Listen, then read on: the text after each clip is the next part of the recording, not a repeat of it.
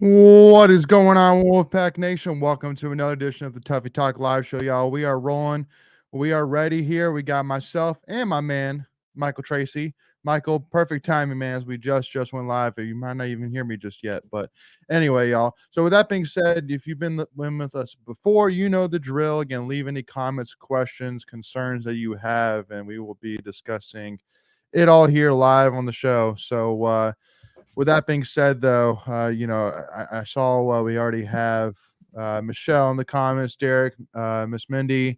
Appreciate all y'all tuning in here, and Michelle even putting in a comment there, really early. Back on 7:32, actually driving home. Appreciate you, Michelle. Always appreciate the support. Derek saying super proud of our Pac 9. Yeah, no, super proud of the Pac 9 for sure. Definitely a painful way to go out for sure. But just the fight. I mean, at the end of the day, I mean, both teams, both games only losing by one run to arguably the hottest team in baseball right now in the Florida Gators, and then who has a little bit of 2021 or 2022 Ole Miss vibes to it, where I mean, Ole Miss back in I think it was 2022, they barely squeaked into the NCAA tournament, actually fell into the last slot in, just like us, or just like we could have, or we did in and they were able to find a way to win a national championship that year. Florida Gators definitely look primed and ready to do exactly that as well. And then Kentucky Wildcats, who I mean might be one of the most well-rounded teams in baseball right now. So definitely two losses to two really good teams. But really quick, I want to show this one clip from the post-game press conference. I think really kind of say it all for Can I NCAA answer baseball this, I today. guess, for the other two gentlemen? Just leaving something better than you found it. What does that mean to you, Sam and Logan? You guys have been here a while, and this is elite level that NC State got to. Yeah, I'm just grateful for the last 5 years.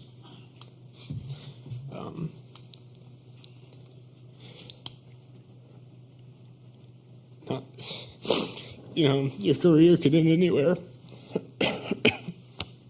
but for it to be here is special. So I'm just grateful.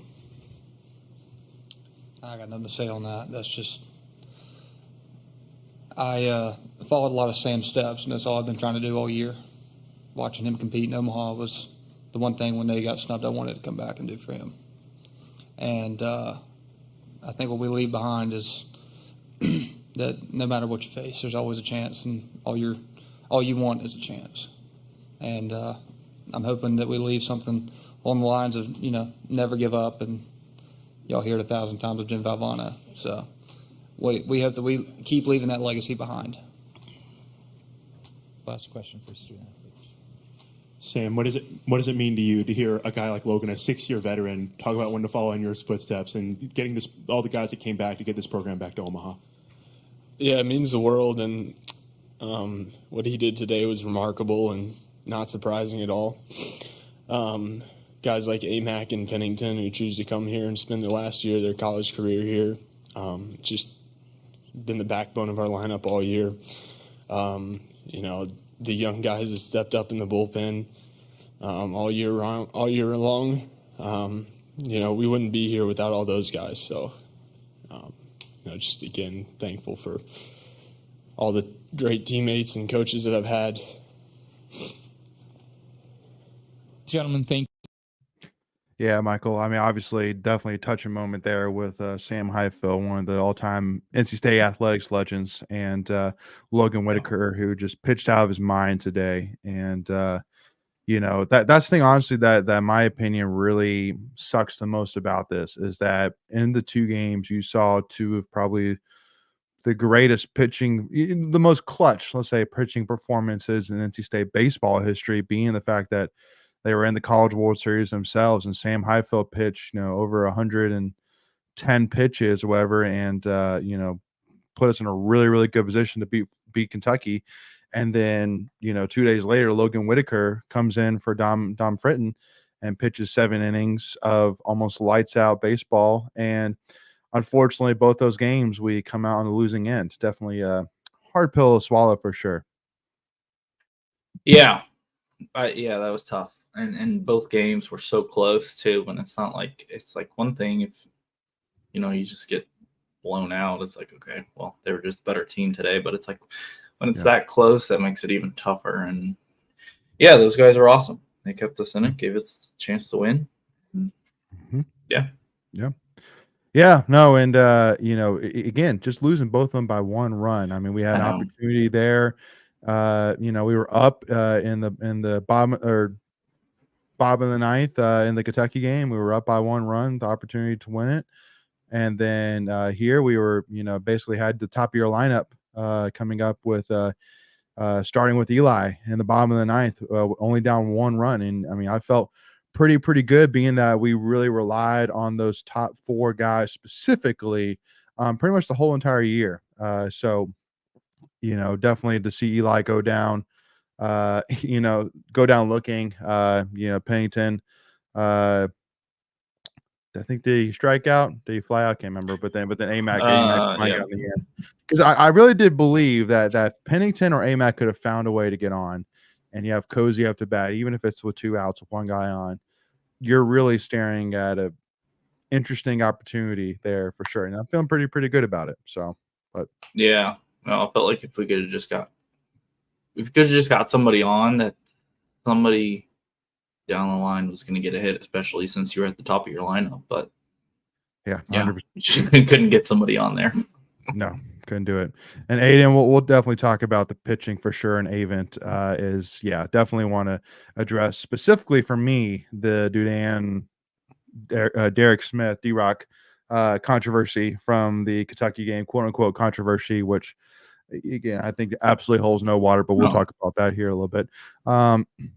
But specifically about this game, I mean, the biggest thing that stood out, I guess we could talk about this game first. So, I think honestly, obviously getting 4 runs, and only 6 hits definitely is, what stands out. So, only 6 hits on the day, and 4 of those came from Butterworth and Sosa combined, and then your top 4 guys were combined 2 for 13, and Eli, Pennington, AMAC, and Cozy were combined 2 of 13. So I mean, to me, that's honestly the biggest thing. I think that if we could have gotten some hitting going, especially there in the first inning, I really look back, Michael, at how many times, and for me, it really comes down to like there's been a couple times in the Kentucky game, but one time today specifically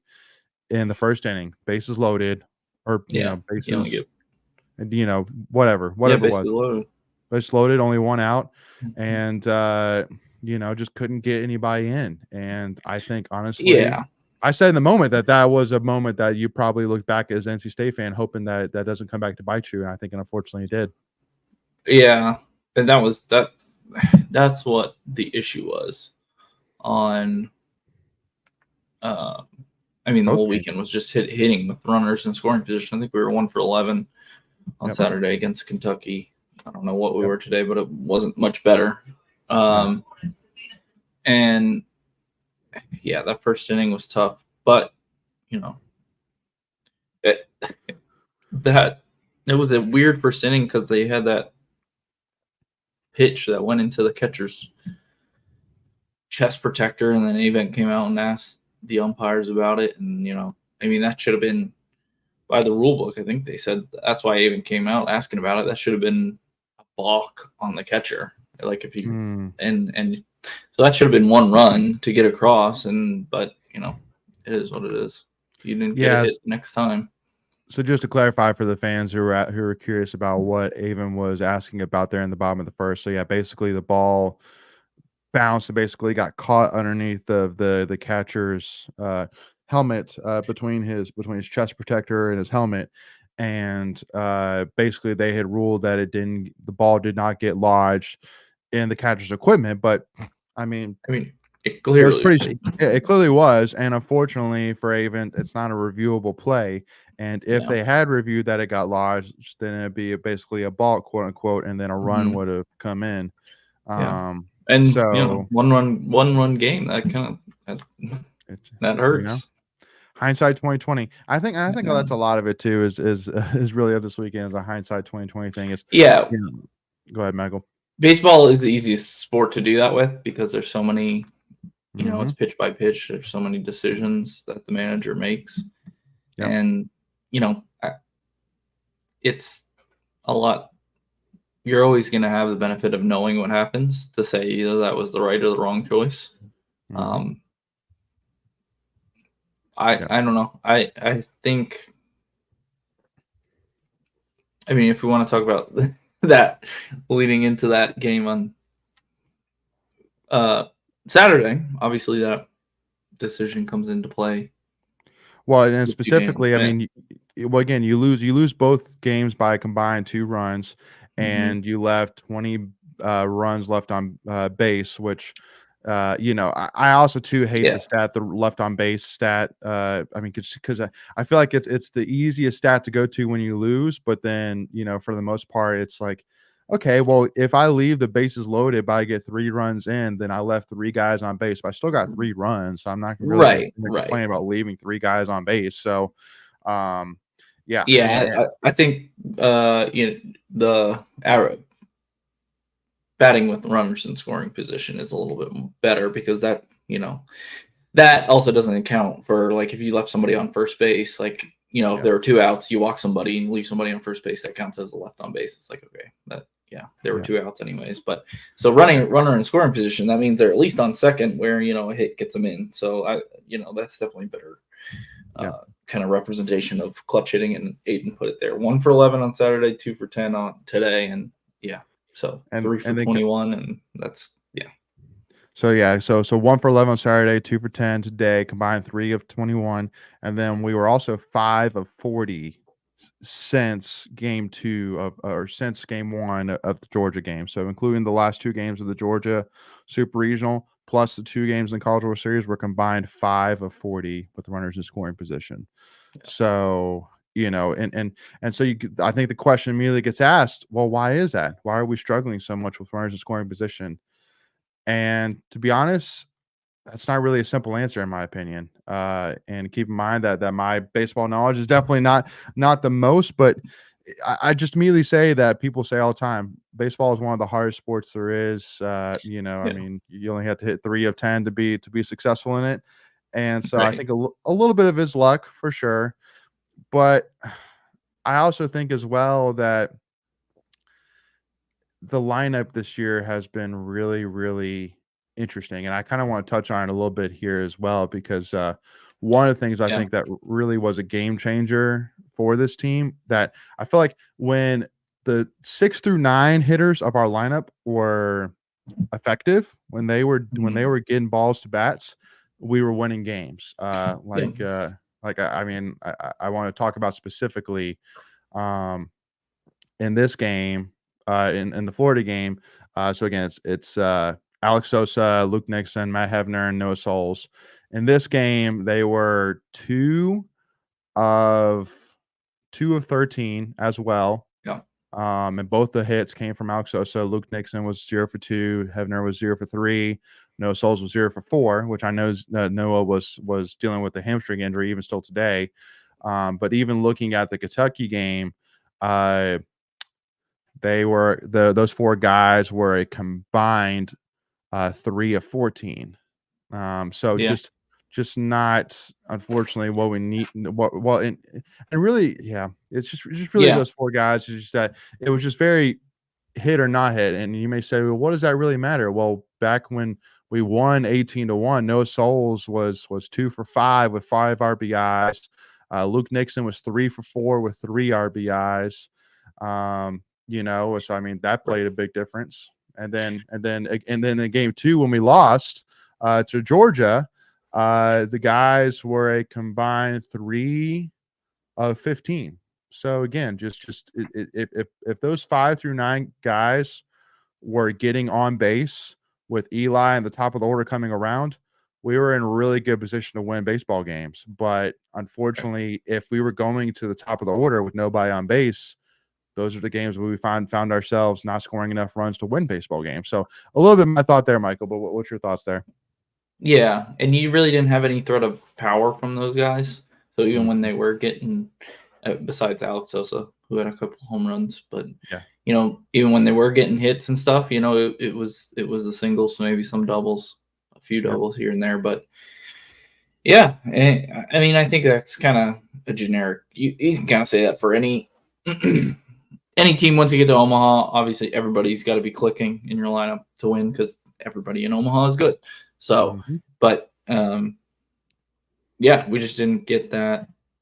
Didn't get as much as we needed to out of those guys at the bottom of the lineup. But Yep. you know, it is what it is. You had injuries this year, right? If you know Josh Hogue is still playing, I forget what his batting average was, but I think it was up there. Like it was one of the better ones on the team. So that's another guy who's, you know, who was during the beginning and middle of the year one of your best hitters, and then you know you lose him for the season. But yeah, he was 3 of 14. Sorry,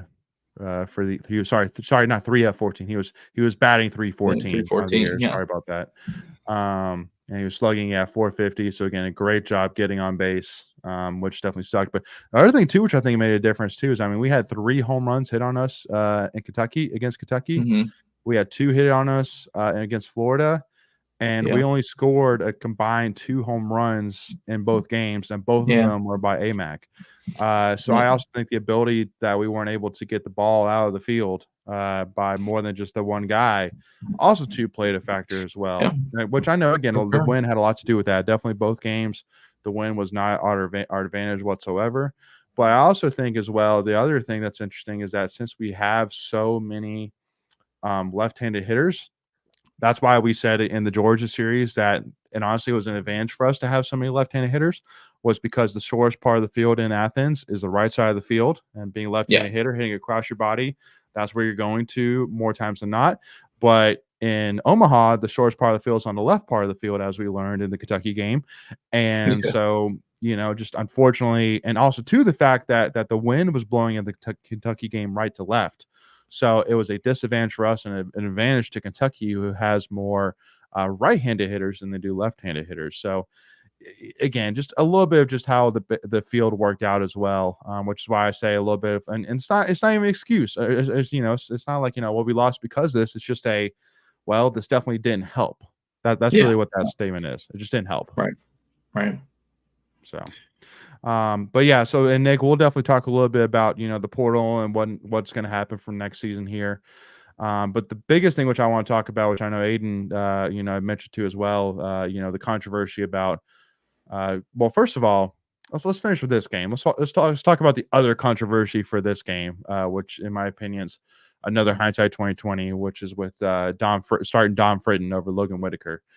And I want to take a look at stats here real quick, because I think that people are really easy to say, you know, like write Dom off as, man, he struggled today. He was not where we need him. And yeah, I mean, like, was he great today? No. Was he good? Yeah, you know, he wasn't bad. Two innings pitched, only given up 2 hits. So only 2 hits given up in 2 innings. So not terrible. Not great. Obviously, 4 earned runs given up. 3 of those runs came off of 1 home run to arguably one of the top 5 hitters in college baseball right now. I don't even think that's an argument, to be honest with you. But he had 3 strikeouts in those 2 innings pitched. But then it kind of paled in comparison to what Logan did later on, was pitching 7 innings, throwing 110 pitches, only giving up 2 hits in those innings, and giving up 1 earned run and 10 strikeouts. Man, like, yeah, Logan was just on fire today. So, I mean, so what were your original thoughts there, Michael, when you saw the news that Dom was going to be starting over Logan? Yeah, not that surprising, but because, and I don't know, you're going to need Fritton at some point. Right. Right. Whether that was today or tomorrow. If he's bad tomorrow, you're eliminated tomorrow, and you don't even have Logan Whitaker to come in after him. Yep. So, you know, yeah, obviously if Whitaker starts this game and pitches as well as he did coming in relief, State probably wins. But yeah, again, that's a hindsight thing. But I don't know. I think you were gonna need Fritton to pitch and pitch well. especially to win 4 games in a row. So Yep. it doesn't really matter when it was. You know, they got him out of there quick, which I think was the best thing you could do. Obviously, it gave us a chance, but it's tough. It's tough. I hate it for Dom because, you know, he really has so much upside. And yeah, he's just struggled against Georgia in the Super Regional, and then tonight or this afternoon. Yeah. And I kind of want to talk a little bit about Dom too. This is not, so I want to make it very, very clear that this is not going to be whatsoever I don't believe in Dom. This isn't going to be a Dom hate party or anything like that. It's just simply stating something which even I believe with all my heart that he knows that is not what we want from him. And if the stats can pull up for me, is that last year, Dom Fraden was freshman All-American, was phenomenal last year. 3.59 ERA had last year off of 62.2 innings pitched. Only gave up 7 home runs on the year. Again, in those 62 innings that you pitched, just had a ridiculous year again, leading to a freshman All-American season.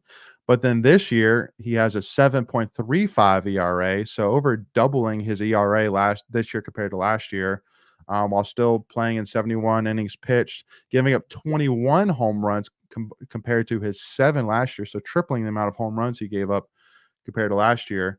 And also only having 8.7 strikeouts per 9 innings compared to 10.8 strikeouts per 9 innings they had last year. So a significant drop off to what he had last year, which my immediate thought is my biggest hope of this and is that really this is going to be kind of that point that in Dom is that he's going to think about the fact that how he's leaving the season is not how it's not the level that we expect from Dom Fraden and that we know Dom Fraden can be. Yeah. He can be that elite weekend starter for us, no doubt about it. We saw it last year. Again, give me a 3.59 ERA Dom Fraden all day long, and that is an elite weekend starter right there. But just for some reason, something was off this entire season. He just never really looked like that guy we saw last year. So my biggest hope is that this offseason is going to be kind of that switch flipped, and especially heading into next year, that's something we need because we're going to lose Sam Highfill. You're going to lose Logan Whitaker, so you automatically have 2 weekend starter spots open. So he's going to be looked at as the favorite, hopefully, to be. Well, go ahead. He's draft eligible, so that's true. I think more than likely he goes to the draft. He goes? You think so? I think so. Although I don't know. I think he just his stuff is too good. Obviously, you were just talking about the results didn't really match up this week, but I think there's enough there that the team will take a chance on him. He could be back, but I probably don't expect it. Okay, Serrano also is draft eligible sophomore. That's much more interesting. I think he's 50-50, honestly. I don't know. He hit over 400 in the postseason. He's gone. Yeah, Super Regional definitely helped this case, but he was crazy. Yeah, no, and again, and he was hot in the biggest moment, and I think that if you're an MLB team, you're going to look at that saying when the moment was the biggest, he was his best. So Eli, honestly, it's kind of funny how you and I are kind of opposite. Where I feel pretty confident that Dom's going to come back next year, while for you're the opposite with Eli, which is funny. But Aiden's saying if he's walking people, he struggles. But if he's in the zone with that fastball, he can be so dominant. And 100% agreed, Aiden. And also too, walks as well. So he had 44 walks this year and 24 last year. So again, just all around from top to bottom, a significant drop off this year compared to last year. So I don't know. If MLB wants to take a shot on him, go for it. But I'm also sitting here looking at Dom saying, listen, obviously you're not going to get drafted now compared to where you would have gotten drafted if you had played like you did last year. But if you come back and you get back to that 3.59, even just below a 4 ERA, then that's going to significantly increase your, your draft capital. And, in your leverage as well, because he can also still come back one more year after that, so he can use that as leverage to the MLB teams that he's looking at drafting with. So I don't know. That's what I'm saying. Is that, like, he still can have another year even after 2024, 2025 to use as leverage. So I don't know. I'm just not sold necessarily on him going. But again, that'll be an interesting thing. And honestly, this whole offseason, Michael, is about to be stupid crazy, in my opinion. Yeah, we lose a lot. And especially even more if some of these guys who are draft eligible do go to the draft and sign with the team. So it's going to be crazy. Yeah. Well, and specifically too, even, what we're going to do with these freshmen, who had crazy years. But yeah, I mean, just to summarize all the seniors that we have. So you have Amac, Garrett Pennington, Sam Highfield, Logan Whitaker, Halls Fanning, John Morala, PJ Labriola, Matt Wilson, who can apply for injury redshirt if he chooses to do so, Noah Souls. You already have Garrett Payne, who went into the draft, he went into the portal, and a couple guys already going, and then Jacob Cozart, he's going to be gone. So you're losing a lot of guys next year for sure. So definitely, and especially looking at the right now the recruiting rankings, where we only have 10 high school commits. Now, all of them are pretty big commits. Just to kind of solidify that. We only have 10 commits right now, but our class is ranked number 35 in the country right now with the average star rating of 6.70. And just to help people understand kind of that 6.70 rating is that even though we're ranked 35th, the next team that has a rating higher than that, that has a high star ranking higher than 6.7 is Georgia, who's at number 19 with a 7.31 ranking. So the only reason why we're number 35 is because we just don't have as many commits, which is why I'm suspecting that you're going to see a little bit of work done in the portal, even to add on to the outfield transfer that we already have from Campbell, which I mean is a great start. Get already. It's a great start, 100%. And even too, Michael, I want to read this to you as well, because I think you'll dig this. But talking about Amac, who I mean, I think is, I mean, like if you're Avent, if you're Chris Hart, I don't know how you don't take these two stats and put them side by side. But Amac in 4 years at ECU in 203 games had a combined 272 batting average, 36 doubles, 28 home runs, and 128 RBIs total. 28 home runs and 128 RBIs, 36 doubles total. His lone season at NC State, this stat here had last year's, but this year alone, now I'm pulling it up, he had a 378 batting average. 378, so over 100 points increase in his batting average. He had where's the 24 home runs, 84 RBIs, and a 753 slugging percentage. To combine as well, 25 doubles as well. So I mean, 24 home runs this year, 28 home runs total in his 4 years at ECU. So I mean, just a significant increase from what he did at ECU compared to this. And even I think even to add to it, Michael, and I want to get your thoughts on it too, but in his post-game press conference today, when they asked him, what was your what do you have to say to the in-state coaching staff for giving you an opportunity to come here? He basically said that this coaching staff allowed him to be the person that he is and the player that he is. Right. And I mean, he probably said that just out of out of your respect for sure to Avon, which is 100% there. But I mean, you and I both know that he probably was thinking of when he got asked that question, and when he does get asked that question, he still remembers, what life was like and how he was as a player when he was at ECU compared to here. So, I mean, yeah, Michael, I mean, just all that alone, thoughts on Amac, man, and what that means for the transfer portal here heading into the offseason. Yeah, I mean, it's definitely a great selling point, and I think it's, well, I don't know, I guess we'd have to ask the coaches, but I feels like Amac exceeded any expectations they really had of him, because like you said, he his numbers at ECU were good, but they were nowhere close to what he put up this year, and that's with a huge step up in level of competition. Yep. So, you know, 100%. I mean, that's Chris Hart is just great at, you know, evaluating hitting talent. So, just 100%. you got to sell those guys, Amac and Pennington, and even Josh Hogue, right? We talked about him earlier. I mean, he came from either a JUCO or D2 somewhere, and yeah, we said one of the best hitters on the team before he got hurt. So Yeah.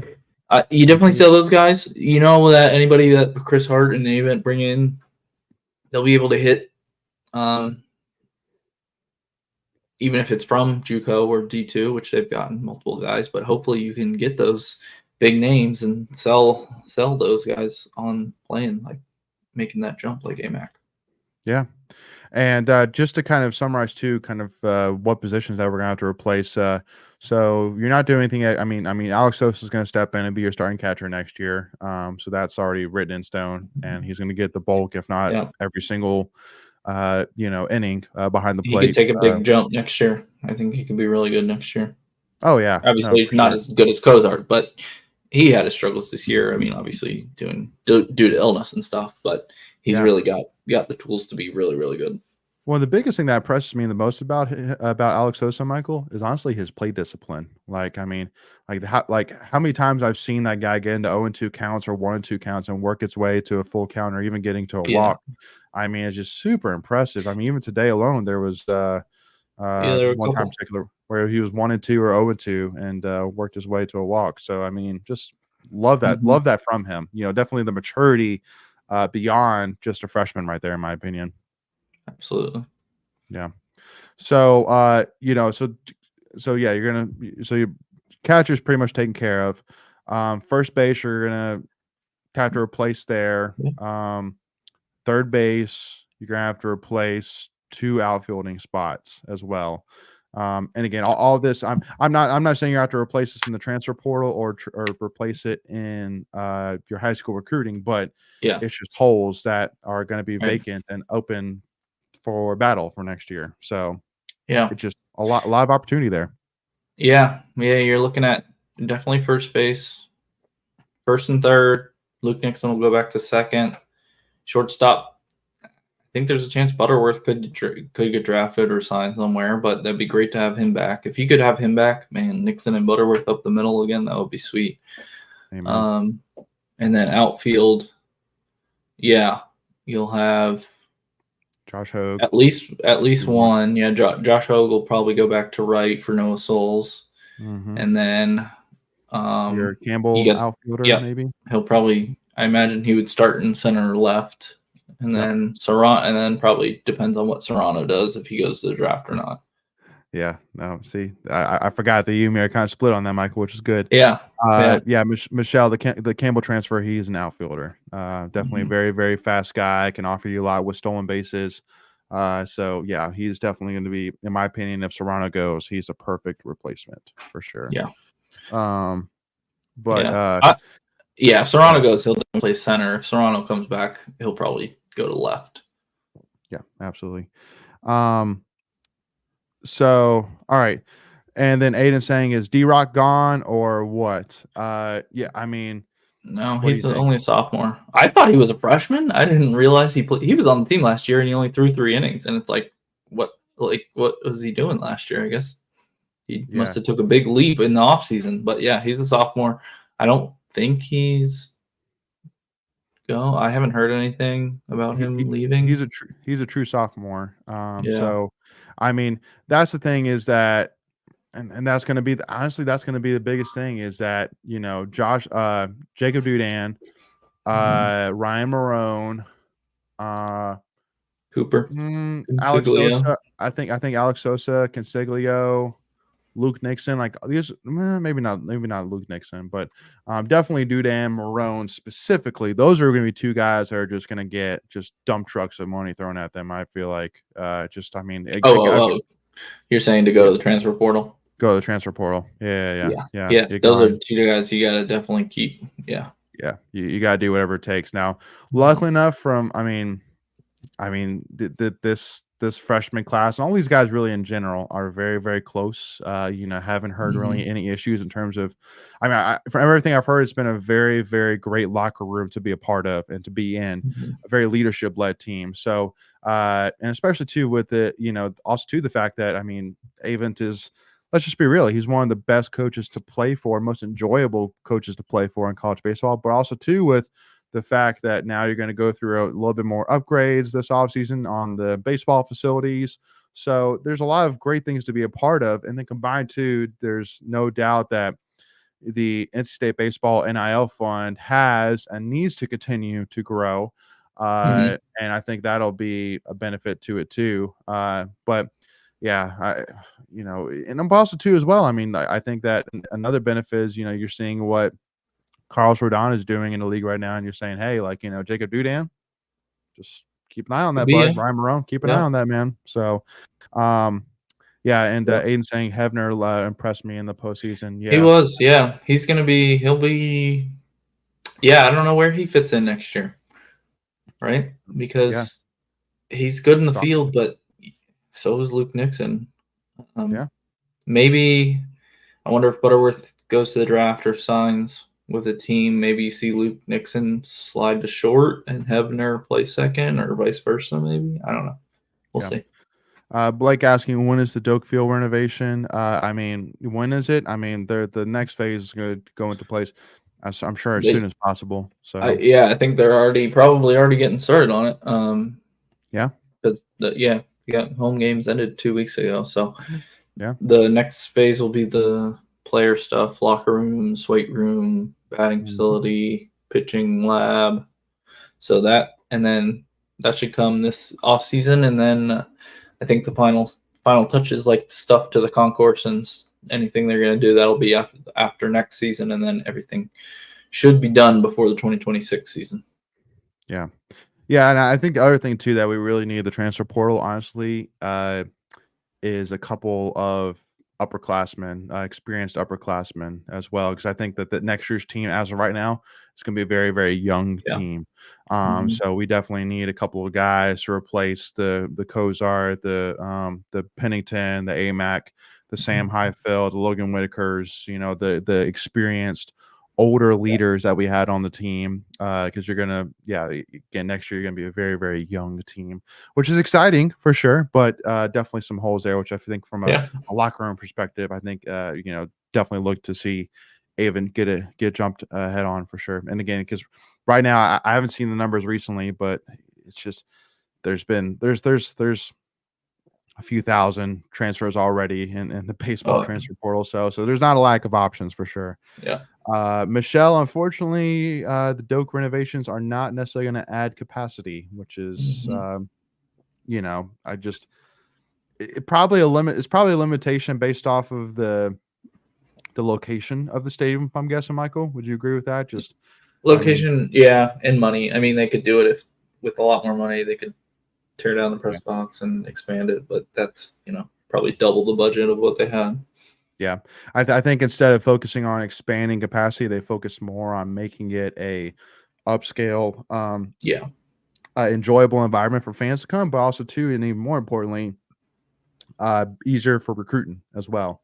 As there's no doubt, again, we've said 100 times before that Avon's done the most with the least of any NC State coach in the history of NC State athletics, no doubt about it. So excited to see what he can do. Because I mean, again, because that's the other thing too, which is great, is I think this season now really kind of gives him the 1-2 punch where he has proven himself what he can do in terms of developing players, and also too with all the comments he's made about how he really emphasizes focusing on bringing guys up rather than just building a team off of a transfer portal. But on the other side, even still, he has proven that he could take guys like Garrett Pennington, AMAC, and basically kind of put them in a position to make them even more successful than they already were. I mean, Pennington last year at Wichita State was hitting 307. This year, I believe Pennington, let me pull the stats back up. He was mid-30s, 350. So 43-point increase compared to his year at Wichita State, and then AMAC. Obviously, we already touched base on that too.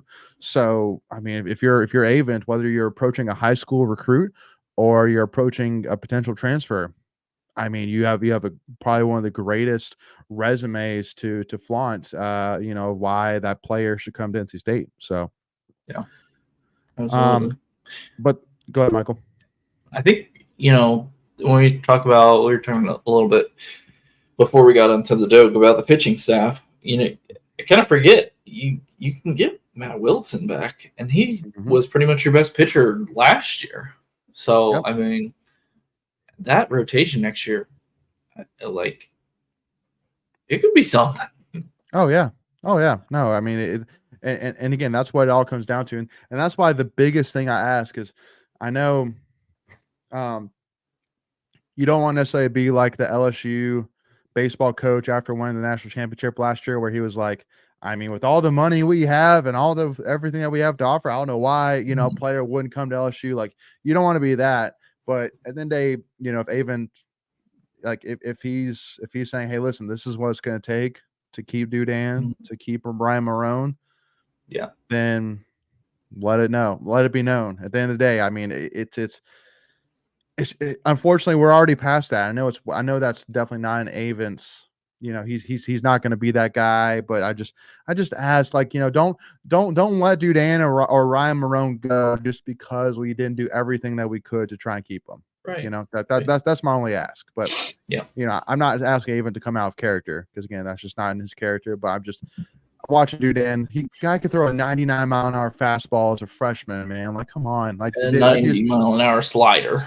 Yeah, like that guy's got MLB starter potential, if not reliever, closer potential. Yeah, he could be a starter next year, depending on who comes back. Or he could still be the a closer, and lead into being a closer in MLB. Right. Again, like, that's just crazy.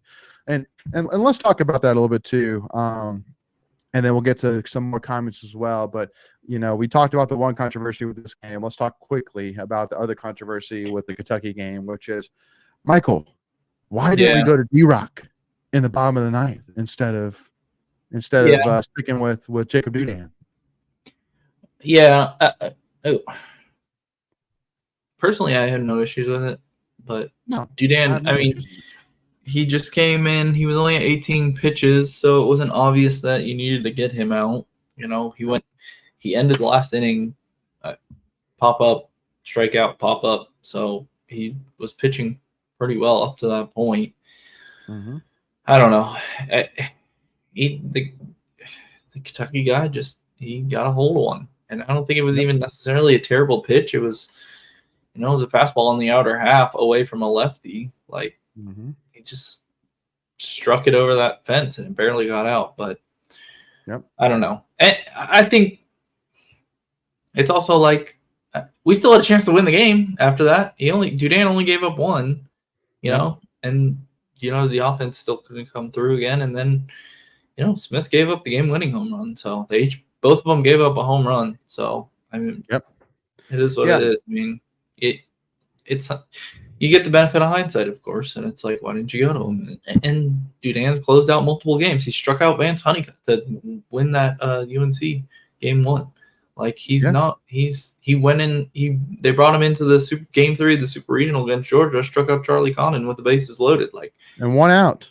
Yeah, it's not like he's somebody who hasn't been there. He's been in high pressure situation and succeeded. So I don't have a problem with leaving him in. I can definitely see the argument for putting Smith in because he's been your closer as well. But it is what it is. Listen, I mean, us as State fans this year in in-state baseball, we've been very, very blessed with the fact that we really haven't had that true closer since Evan Justice. Well, this year we had 2 closers, and 2 really good closers. I mean, both these guys. Just to kind of touch on the stats here a little bit. So Dudan this year had a 4.5 ERA, pitched 48 innings, had 6 saves, only gave up 24 runs in those 48 innings, so only a half run per inning.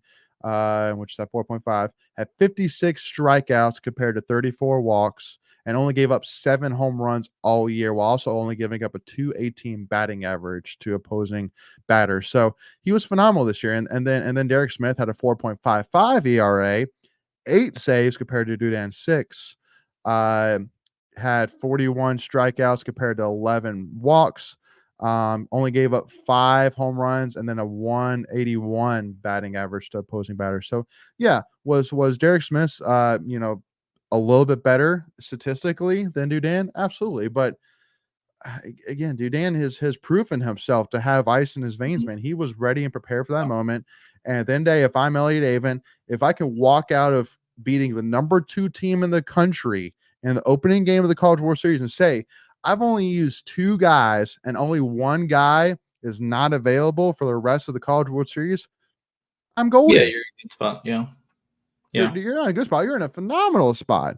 And especially because, again, I really am going to sit here and say that, especially in the College World Series, it's so vital. If you want to win the national championship, you got to win the first 2 games. It's going to be really, really tough if you have to play that extra game compared to the other team and then have to come back and beat that team twice. Because that's the other thing that, it's really tough to think about is that if we had beaten Florida, we would have had to beat a loser of Texas A&M, Kentucky, and then beat the other team twice just to make it to the College World Series. Like being the number 2 and the number 3 team 3 times in a row that's a tough hill to climb. Now, I'm not saying it's impossible for sure. I mean, again, if there's anything we've learned this year, if there's anything we've been solidified, not learned, if there's anything that's been solidified this year, it is to never give up and never say never. But in terms of pitching, it would have been really starting to scrape the bottom of the barrel by that 3rd game if we had gotten that far. That would have been tough, but no, but yeah. So it's just, and then y'all like Dudan. People saying D-Rock should have started over Dudan in the 9th inning or ninth inning, whatever. Complete hindsight 2020. So yeah, I mean, I think it's also a fair argument, but at the same time, it's not an egregious it's not some egregious move that even left Dudan in there. Like, okay, maybe Smith gets three outs. Yeah, maybe he doesn't. Yep. Well, and see, my thing too with today is people saying, well, you should have started Logan over Dom. Hey, listen, I like that Avent was willing to relieve Dom with Logan instead of going to, Ryan Marone or Consiglio or whoever. Like he said, listen, we're going to take our 2 best guys and we're going to do whatever it takes to get through today's game, win it, and then we'll deal with the next game as we go. So, again, any gripes against Avent is just completely just redundant. Yeah, I mean, he made enough moves that to get you to Omaha in the first place. So, amen, absolutely. But yeah, Michelle asking about the if there's the softball field's going to be moved, and North Wolf confirming in here about the long-term plans for the softball field to be moved. Behind the baseball stadium. So yes, that is the next plan. Instead of upgrading the current softball field, they're going to move it. And I think a lot of that has to do with that if they were to expand the softball field where it is now, it doesn't really make sense being that it's on a major corner within the NC State campus. So there's not really going to be a lot of opportunity for growth in terms of parking or anything like that, just because it's just where it is, but yeah, and also too the fact too that's right beside the soccer /track as well, the soccer field /track as well. So, if you're going to grow a softball field, then you're basically going to have to move the track and soccer facilities. So, but I think instead of doing that, they just decided, well, we'll just combine the softball and baseball facility locations and put them together, and so that way soccer and track can focus on expanding. Because with who they brought in as the women's soccer coach, that it's only going to be a matter of time until we're going to start to ask for more money to be invested in our soccer program to go as well. Sorry, women's and men's soccer. So it's just a little bit food for thought there. But Michelle saying Tennessee is going to be tough to beat. Listen, y'all, I think there's almost no doubt in my mind the winner of this is going to be an SEC team, whether it's Kentucky, Texas A&M, or Well, or Tennessee. they're guaranteed to have one team in the finals now. So Yep. Yeah. 'cause we were the only But- ACC team on our side of the bracket. But yeah, I mean, just Tennessee is just ridiculous. And then, I mean, Texas A&M, even though they lost their best player, their catcher, that they are still hitting the ball like they are, and their pitching's phenomenal. And then Yeah. Kentucky again. I mean, they're just one of the most well-rounded teams, if not the most well-rounded team in college baseball. So, yeah, I think especially UNC and Florida State, they're going to go at each other. Only one team's going to make it out, and then they have to beat Tennessee twice. Who is it? Yeah. They beat Tennessee Tennessee twice. twice. So, And then another Don't know about SEC that. team twice. So, yeah. don't know about that. But yeah, Michelle saying hoping for a Seminole win over the Tar Heels. Absolutely, no doubt about it. I mean, I think Florida State honestly is a better team anyway. To be honest with you, I think their pitching's a little bit better, which might be a little Yeah. bit controversial. And I mean, I think UNC is a little bit like us, where they kind of have gone cold a little bit at the wrong time. Like, Yeah. I mean, they were They hit the crap they out of the ball, scored and they've just been cold ever since. two. I think they scored 2 against West Virginia in the last game of the regional. They scored 3 in the opening win over Virginia. They scored 1 losing to Tennessee last night. So their offense is struggling too. But Yeah, see. absolutely. So yeah, I mean, we'll see what happens, but it's going to be a heck of an ending to the College World Series. Excited to see it for sure. But yeah, anyway, Michael, so, kind of talking about, what's next again, with in-state baseball. If you're Avent, do you consider going out with a College World Series appearance? If you're Avent, Michael? I don't know. I mean, he could. I wouldn't be shocked if he did. Getting there but not winning a game is tough. That would be tough for me if I'm just putting myself in that situation. If you get there, okay, you win a game or two, maybe you don't even make it to the final series, but you get kind of to the round robin final, maybe. But then maybe I would think about it, but I don't know. 0-2 is tough. Not winning a game, that would also leave a sour taste in my mouth, especially after 2021. We were hoping for a little bit of some to make up for that, and then I don't know. Well, I wouldn't be shocked if he did. Well, that's the other thing too, which I also too want to, well, here I'll finish my thought on Avent. So yeah, with Avent, I had no doubt in my mind that he was going to be back next year no matter what, just because basically my thought is that he's basically going to stick it out to see the Doak Field renovations be completed and try and find an opportunity to go out on top, specifically, ideally with ACC championship or a national championship. One of those two. If you get one of those two, if you're Avent, you go out there. But not, just like you said, coming out of this season with no championships and no wins in the College World Series, I don't know if that's really the high that it's going to take to push Avent out before seeing the end of the renovations. And now that you say that, you're right. I think I do remember him saying he wants to stay through the renovations and see him out. So that'd be another 2 years.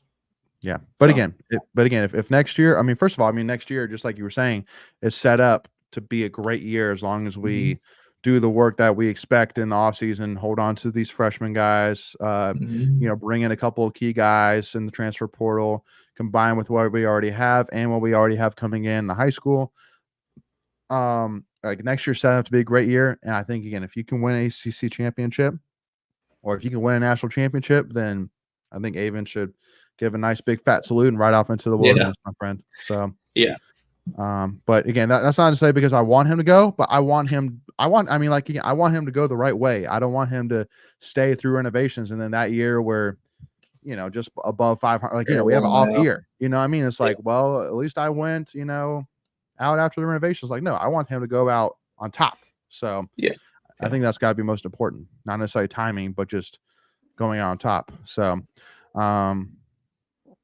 Michelle saying Avent did not win the AC tournament or a game of the College World Series. I would come back if I was him. Yep, agreed there. And then Aiden, how was the season overall already? I remember Greg live streaming from Hawaii. Feels like it just happened. Yeah, no, that was pretty wild. It does feel like just yesterday. Yeah, Greg was live streaming the in-state Hawaii game, and that's the other thing, crazy thing, which I have to remind everybody too, is that we were just a couple months ago trying to figure out if it was time for us to force Avon out. Just ready to Wow. scrap the season, and I mean, there's those conversations about like, okay, is it time for It Avon to move happens. on? Just because again, you get swept by Louisville. Yeah. And and so those questions start to come We were in around. the Final Four that weekend. That series doesn't count. Everybody was Yeah, at the Final Four. That weekend doesn't count. Agreed. So, but I mean, just like where we were as a as a program, Yeah, as a team, back in Yeah, March. after that, that Louisville series that was tough.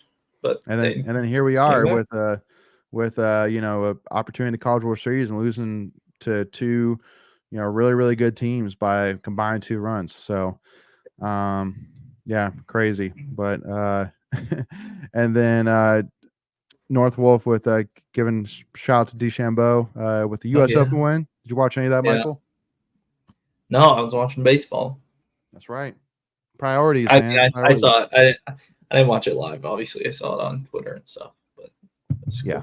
Very cool. Absolutely. Souls. Does Souls get another year for getting injured? No, he was now enough. He played in too many games to get, I think, any kind of injury redshirt consideration. But also too at his age as well.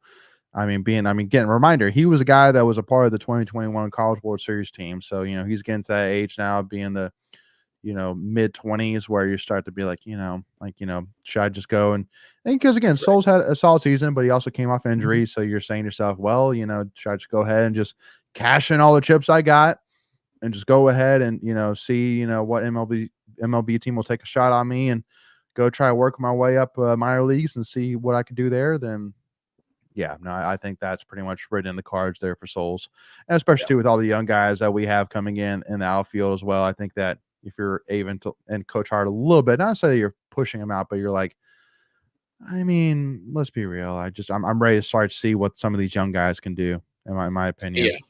Yeah. I think he's out of eligibility too.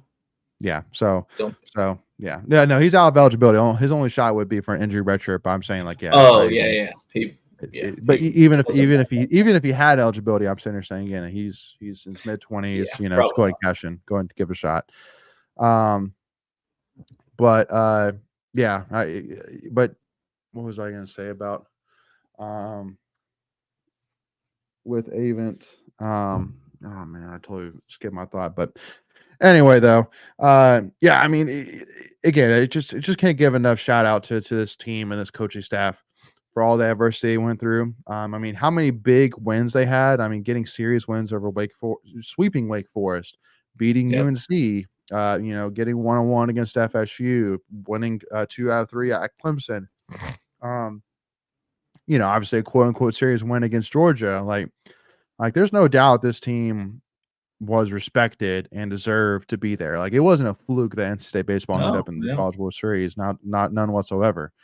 They beat a lot of good teams to get there. So, and again, they dominated the regional too. They didn't lose a single game in the Raleigh regional. So, they took care of business against Bryant, South Carolina, JMU. So, now they went over 2 months without losing a series, right? That Louisville one we were just talking about during the Final Four, that first weekend in April, that was the last time they lost the series. Now 2 last questions, Michael, to wrap this thing up. So first of all, is Sam Highfill on the NC State Legends Mount Rushmore? For baseball or? Period. I don't know about all sports just because I don't think he got the accolades that some people have gotten. Well, because people are saying that 17 should be retired. I'm like, no, not retired. Honored at maybe, but that I still don't even like just because like you said, Michael, like in terms of accolades, unfortunately the injuries really held him back. But in terms of the legendary moments he has, he'll be remembered for sure. But I don't think to the point of necessarily honoring or retiring his jersey. If you want to say some of his starts are up there with like best moments, sure. Oh yeah, because that 2021 start, and then coming back a couple days later and going 3 for 4 as a hitter and playing first base. Yeah. Like, and then 3 years later, going back to Omaha and giving you a quality start, even though they lost that game. That's gonna hurt too. It's like if you win that game against Kentucky, yeah, that's better. But Yeah. but I mean, he's definitely a legend. I don't know where you put him on the all-time list, but he's definitely meant a lot to the program. I mean, I think right now, if you were to make let's put it this way: if you were to make a Mount Rushmore for legendary NC State players, I mean, Carlos Rodon and Trey Turner have to be on there. Yeah. And I don't know the histories of baseball as well as other sports, so I'm sure there's some older guys, but Chris if we're just Jones, talking like who's the only player to have his number honored besides Coach Sam Esposito. I mean, he's got to be on there. Yeah. But I mean, I'm putting a very decent case, if not pretty much a very, very strong case, that Sam Highfield should be that fourth person on that Mount Rushmore. Yeah, he's got a good argument. Like I said, his big moments are up there with anybody probably. Oh, when you look at stats and accolades and stuff, yeah. When you look at stats and accolades and other stuff, probably not as much. But just talking like big moments, definitely. Yeah, I mean, we could say alone what he did this postseason, combined with what he did in the College World Series last year, where he beat out the number 2 overall draft pick that year, the number 1 overall pitcher to go. He basically outdueled him, and then he came in the Pac-13 game, hit 3 for 3, and then he closed the game pitching. Like how crazy is that? That literally he hit 3 for 3 and still closed that game as a pitcher. Yeah, that's crazy.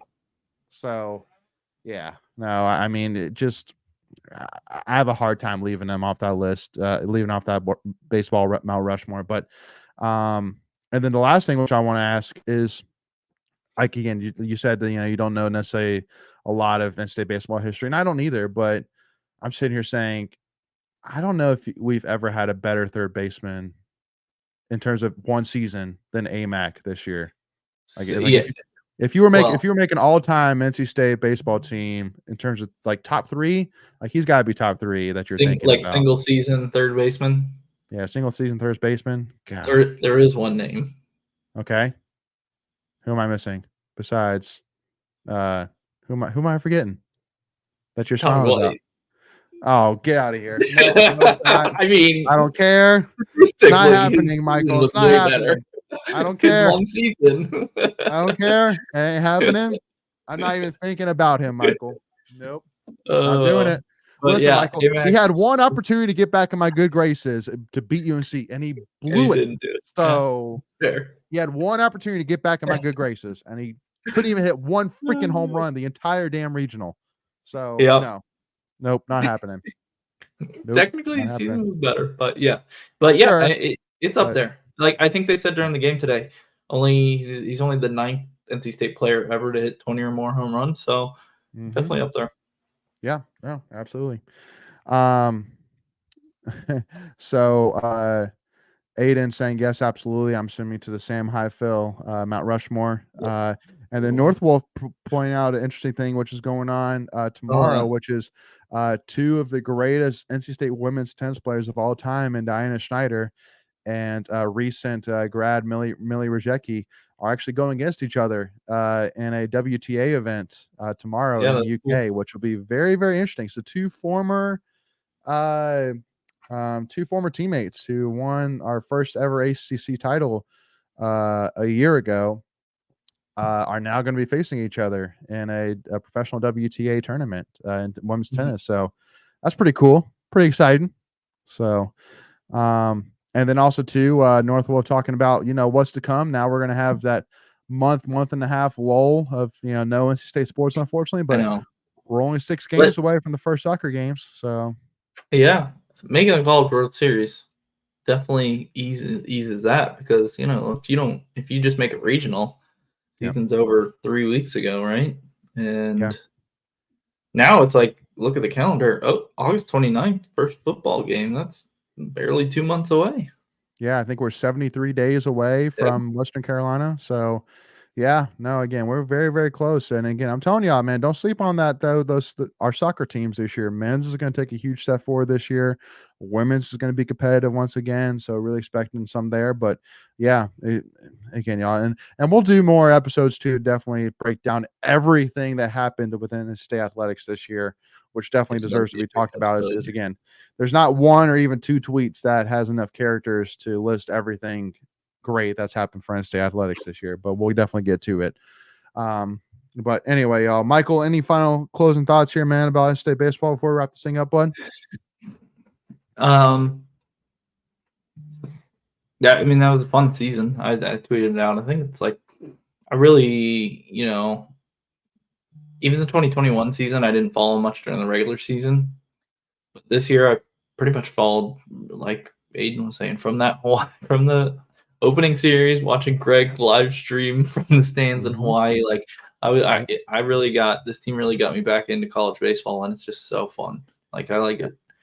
I like college version of sports much better than pro, anyways. But specifically college baseball, it's just like, it's exciting. There's a lot more strategy with pitching and stuff, with the way the schedule's set up, especially the postseason. We're talking about who's going to start this game, who can pitch tomorrow, and stuff. So it was really, really fun season, and one of the more memorable ones in a recent history for me. Yep, and I made sure to take one more shot at the NCAA to remind them that this is the first time since 2013 that in-state baseball's actually been legitimately eliminated from the College World Series. So, and somebody said, when are you going to get over it? Tomorrow. Tomorrow. Okay, I think we put it to rest now that we've made it back to a College World Series. Like, I think now we put it to rest in terms of the pokes at the NCAA. But and I'm sure also too, because I'm sure, holy crap, I mean the amount of questions that were asked to this year's team about the 2021 team, it's like, okay, for the sake of them, let's move on from it. Let's not, keep on putting this, on a pedestal. Let's put it away as one of the biggest screw jobs in NCAA history. It'll still be reminded as that, but just had to take one more shot at NCAA to remind them that. And I think this will be the last year that I think Wilson can come back next year because of the injury, and he was on that team. But I think he would be the last one remaining that could potentially play next year. That would be on that team. Yeah. A little bit is like I think it was like in the last year or two that the last ever World War II veteran passed away or something like that, and it's not anywhere near that in terms of severity, but the talk that we're having is kind of like that. Like, remember that person that was a part of that big moment, thing. So, but anyway, though, so yeah, and again, the future of in-state baseball is super, super exciting. The possibility, the percent likelihood of Ava getting asked to move on or be fired is absolutely 0.000%. There is no chance of a mutually agree to move on or firing. It's not happening. All those talks about that. Yes, I get it. He's 0 for 26. He's 0 for 7 specifically in ACC championship games themselves. So in ACC championship games, he's been in 7 of them and he's won none of them. I get it. Completely understand. But at this point, 3 College World Series in the last 11 years. Could have honestly had an argument for 4 in 2020, the year that got canceled, that we were supremely stacked. We probably could have gone to one that year too. So you're not firing him, ladies and gentlemen. It's not happening. Forget about it. Enjoy, y'all. Make sure to invest, y'all. Definitely, again, there's so much going on great right now with in-state athletics, specifically baseball, y'all. The fact that in terms of NIL purses, we have to be significantly behind most majority college baseball programs right now. So please make sure you go check out One Pack NIL, and let's put our money where our mouth is and do what we need to hold on to some of these guys that we're gonna need to fight to hold on to this offseason. So Michael, go ahead. What was your thought? Yeah, I mean, I think we're probably pretty decent in the ACC, but we're definitely way behind the SEC, which is obviously, as we see, who we're competing with for national titles. So yeah. So All right, Wolfpack Nation. So with that being said, make sure to stay tuned, y'all. If you haven't already, y'all hit that subscribe button, hit that notification bell so you're reminded whenever we release any new NC State content. If you enjoyed this conversation, if you love Pac-9 baseball, hit that like button and make sure to give us a follow. Tuffy Talk Now on Twitter, Instagram, and TikTok, y'all. Aiden, Blake, Michelle, Northwolf, everybody who tuned in with us, really do appreciate y'all. Make sure to tune in for our live streams every single Monday night, 8 p.m. And again, we're going to have a lot of exciting content to hold you guys over during this lull between now and the beginning of NC State football, y'all. So make sure to stay tuned. Enjoy it, y'all. We'll see y'all soon. And as always, go Pack, y'all.